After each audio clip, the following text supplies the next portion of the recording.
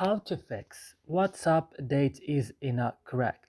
In this video, I will show you guys how to fix and solve this problem, so just watch this video till the end. So let's start. Now and first, go and open the settings of your phone.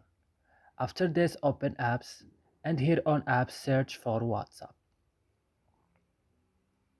Then, when you found WhatsApp, just open it like this, and then go to storage option. Here, go to the last button in the bottom of the screen, clear data. Click OK and go back and click on force stop and click OK. And now what's next? The last things is to go into Play Store and update your WhatsApp again, and then you have to restart your phone. So that's it. I hope this video is helpful for you. Don't forget to like and subscribe in our channel, and see you in another video.